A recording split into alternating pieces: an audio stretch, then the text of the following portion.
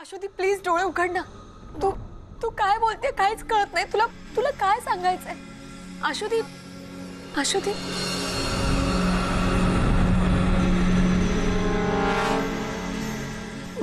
Mummy डॅडला मारला. Mummy डॅडला मारून टाकला.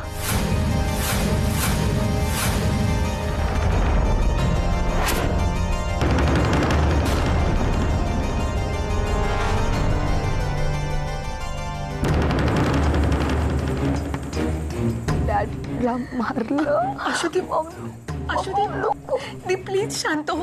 हे सगळं काय बडबडते तू? डॉक्टर त्या औषधांच्या डोसमुळे तिचा मेंदू ऍक्टिव्ह झाला असावा. कदाचित ती काहीतरी आठवण्याचा प्रयत्न करते.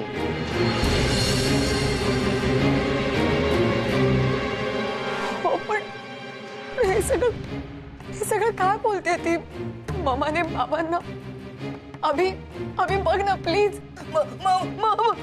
मम्मी डॅडला मारलं. मम्मा नको. Mama please. मम्मा नको. मम्मा मला डॅड पाहिजे. मम्मा नको.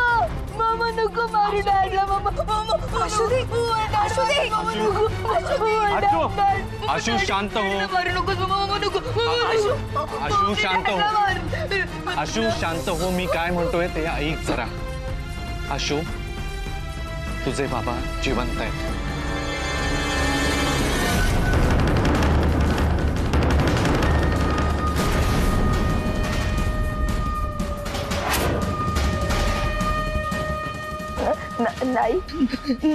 नाही. मी एक काम करतो, नर्सला बोलावून घेतो. पेशंटची कंडिशन क्रिटिकल होत चालली आहे आणि ती येताना औषधही सोबत घेऊन येईल. अभि तू तू हे सगळं आशूला समजावण्यासाठी सांगतोस ना की आपल्या ते हे खरं नाहीये?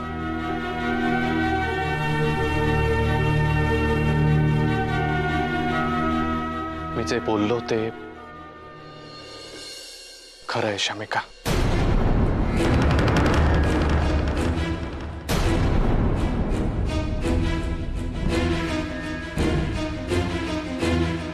हे बघा, या पुढचं मला जे काही सांगायचंय ते इतक्याच सगळ्यांसमोर नाही सांगू शकत. आता मला शमिका बरोबर थोडंसं बोलायचंय. तुमची हरकत नसेल तर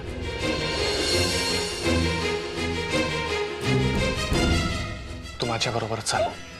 तुला खूप महत्वाचं काहीतरी सांगायचंय.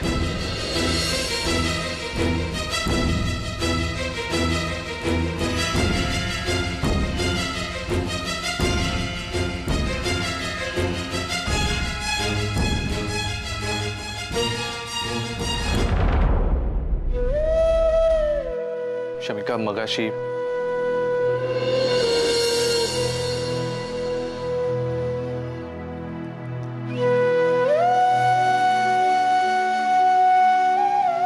शमिका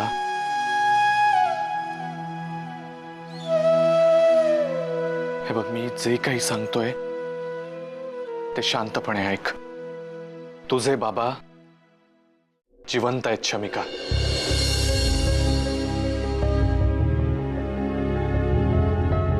माझे बॉस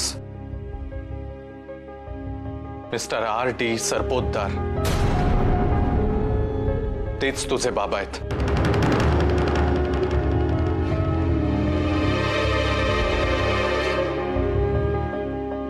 पण अभि हे कसं शक्य आहे? बाबा तर तेव्हाच. मला माहित नाही शमिका कसं का. मला तुला हे सगळं कधीच सांगायचं होतं, पण मला तरी सगळं कुठे कळलंय. सगळ्या प्रश्नांची उत्तरं अजून मिळायची आहेत.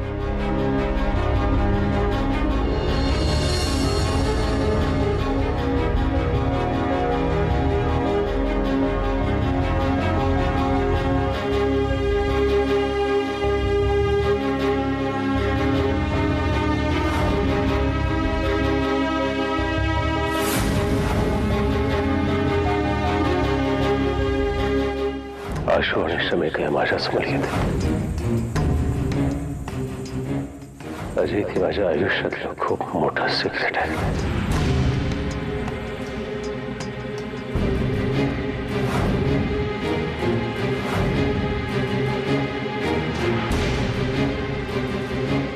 माझी खूप लाडकी बहीण. आशूने मला तिच्या तोडक्या मोडक्या शब्दामध्ये काहीतरी सांगायचा प्रयत्न केला, पण ती सुद्धा लहान पोर, ती तरी काय सांगणार मला.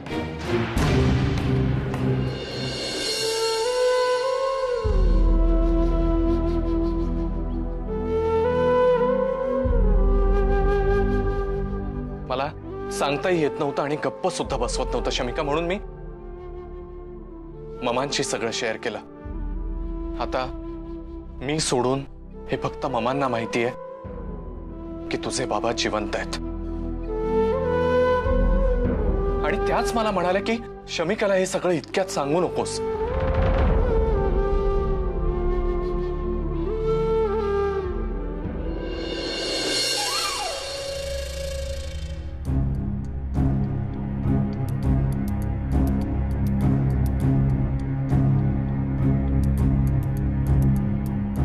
हॅलो काका, मला आत्ताच्या आत्ता काहीतरी महत्वाचं सांगायचंय.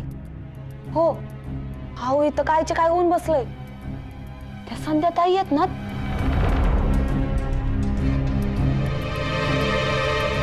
कायचे काय होऊन बसले ना हे. काका आता आपण काय करायचं? हॅलो हो काका, बोला की काहीतरी. काय करायचं?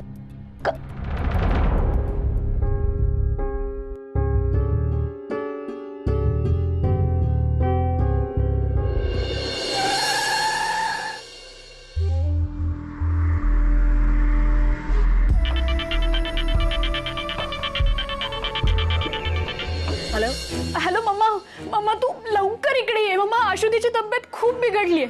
Riya, Riya don't panic. मी येते, ठेव फोन. हो पटकन ये. तर आशूला अचानक काय झालं? गॉड,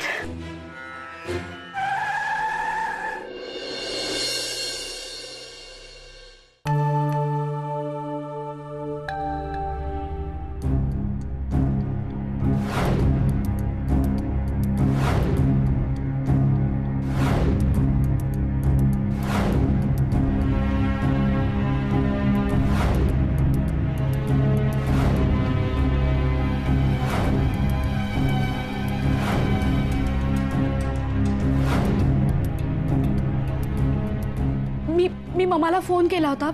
ती पोहोचतेच आहे थोड्या वेळात.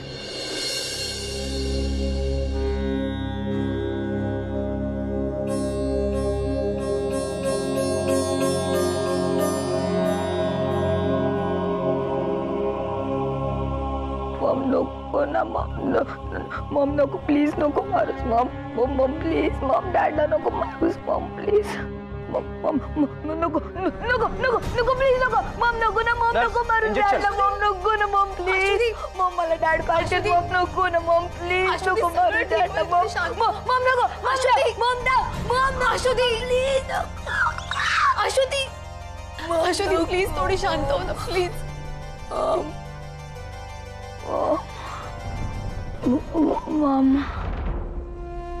मम नको मारूस.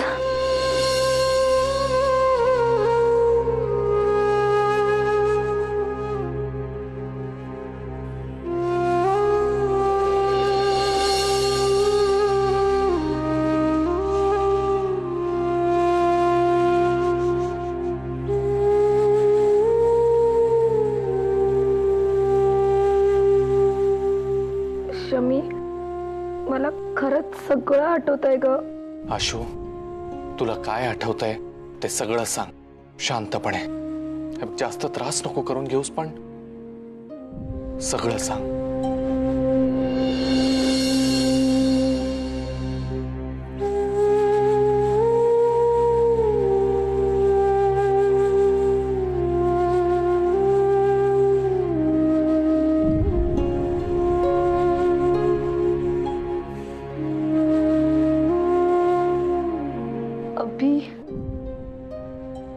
शमी, मला सगळं आठवतंय ग. रात्री काय काय झालं ते सगळं माझ्या लक्षात आहे. त्या रात्रीपासूनच तर सगळं संपायला सुरुवात झाली होती.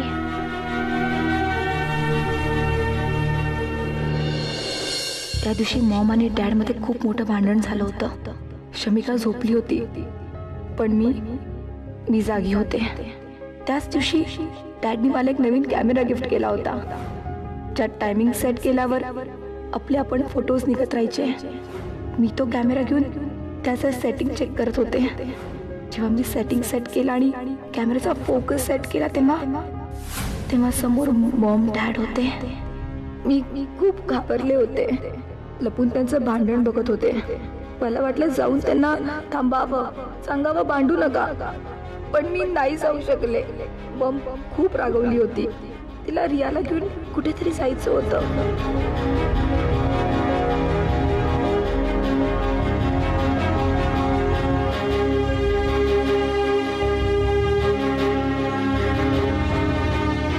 तिला कुठे घेऊन चाललीस तो? सोड दिलं तिला सोड. डॅडनी मॉमला थांबवलं. ती रियाला घेऊन जात होती. ते म्हणाले की तू स्वतःच्याच मुलीची सुद्धा काळजी घेऊ शकत नाहीस. दोघेही ओरडत होते, चिडले होते. डॅडीने रियाला उचललं आणि परत आमच्याच रूममध्ये नेऊन दार लावून घेतलं. मॉमचा हात धरून ते तिला बाहेर काढत होते. मला खूप भीती वाटत होती. कळत नव्हतं की हे लोक इतकं का भांडतायत. मी लपून त्यांचं भांडण बघत होते. अनिरुद्ध, हे बघ, तू या घराबाहेर मला नाही काढू शकत. या घरावर माझाही तितकाच हक्क आहे. एक लक्षात ठेव, या घरातल्या माणसांवर तुझं प्रेम नाही, या वस्तूवरती तुझं प्रेम नाही, या वास्तूवरती तुझं प्रेम नाही. कसल्या हक्काच्या गोष्टी करतेस तू? टॉकिंग या कसल्या हक्काच्या गोष्टी करतेस तू? तू वगैरेच्या बाहेर हो. आणि एक लक्षात ठेव, एक क्षणभर सुद्धा घरामध्ये थांबायचं नाही अजिबात, नाही तर मला कोर्टात जाईन मी. Just leave. या घरामध्ये एक क्षणभर थांबू नकोस तू. चालते हो.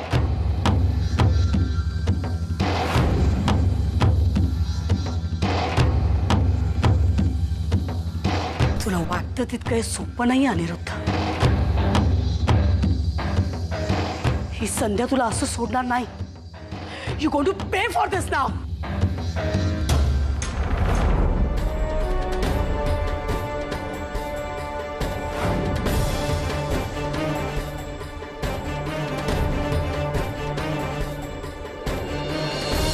माझ्या आयुष्यामध्ये सगळ्यात मोठी चूक केली तुझ्याबरोबर लग्न करून. मला चांगलं आता जाणवायला लागलं या गोष्ट. माझ्याशी लग्न केलं असं मूर्खपणा वाटतो ना तुला? आय शो यू नाव. वेडेपणा काय असतो, मूर्खपणा काय असतो ना, ते आत्ता दाखवते मी तुला. Aniruddha, you going to pay for this. बघ सध्या मूर्खपणा करू नकोस. लक्षात ठेव, घरामध्ये लहान मुलं आहेत. घरातलं भांडण पिस्तूलपर्यंत आणून सोडण्याची गरज नाहीये तुला. अरे भांडण तू सुरू करतोस Aniruddha. You don't have the patience. तुला काय वाटलं अनिरुद्ध? तू मला या घराबाहेर काढू शकशील? नाही म्हणजे तू मला ओरडला, तू मला धक्के मारलेस की मी बॅग भरेन आणि हे घर सोडून निघून जाईन? नाही, नेव्हर, नॉट ॲट ऑल. तुला माहित नाही अनिरुद्ध मी काय करू शकते ते. आणि हे बघ, आता या क्षणी तुला तेच दाखवून देणार. मूर्खपणा करू नकोस. Drop the gun. लिसन मी संध्या.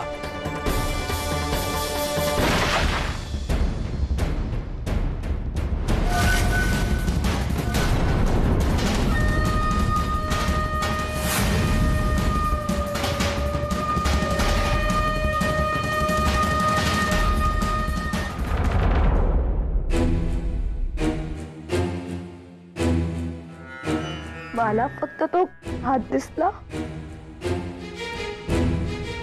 ते बघून मी पळून गेले रूम मध्ये पोचेपर्यंत. आणि पोचल्यावर फक्त रडत होते.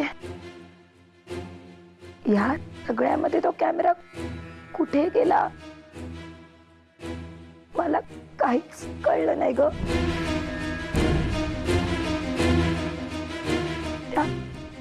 कॅमेऱ्यामधले फोटोज, व्हिडिओज सगळं गेलं.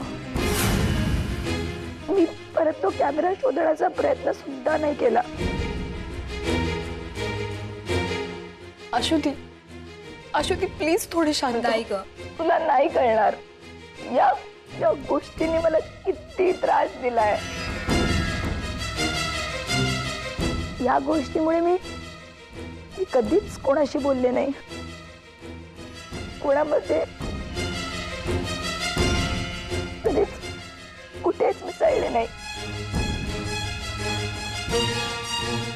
मी ना मी स्वतःला या जगातून खूप दूर ठेवलं होतं ग. हे सगळं करून सुद्धा मी ती रात्र नाही विसरू शकले ग. मी नाही विसरू शकले.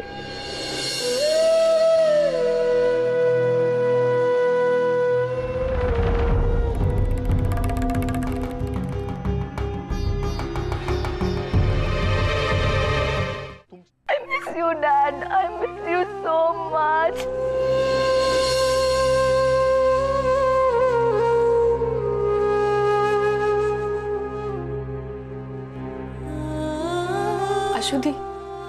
अशुधी आपले डॅड जिवंत आहेत. खरंच जिवंत आहेत.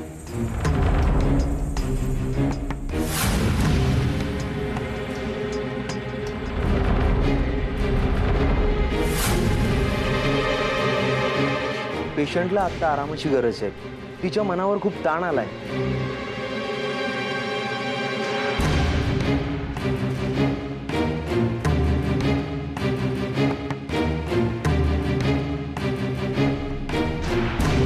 मम्मा,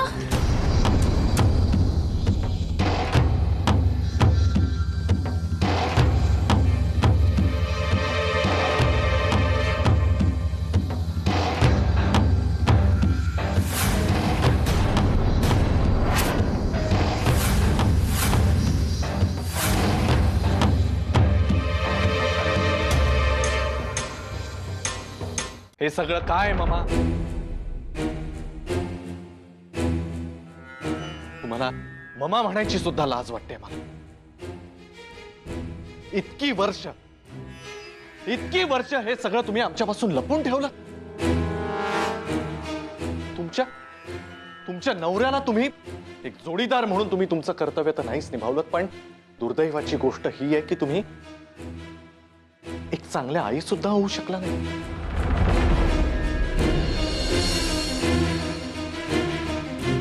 काय चूक होती त्या दोन मुलींची?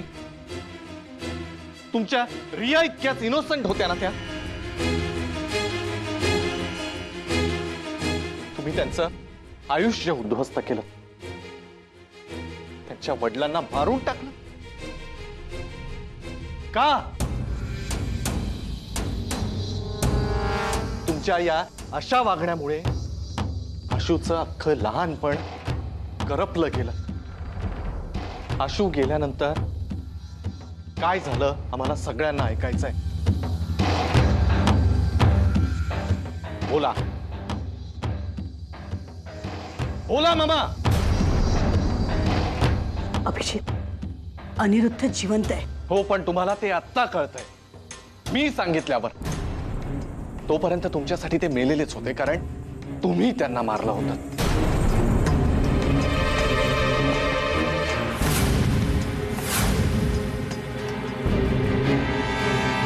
आशू तिथून पळून गेल्यानंतर काय घडलं ते आम्हाला सगळ्यांना ऐकायचंय मामा. आता का गप्पात? मामा बोला.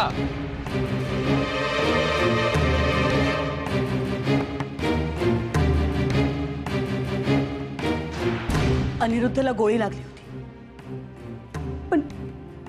पण ती कशी लागली, केव्हा लागली, मला खरंच काही कळलं नाही.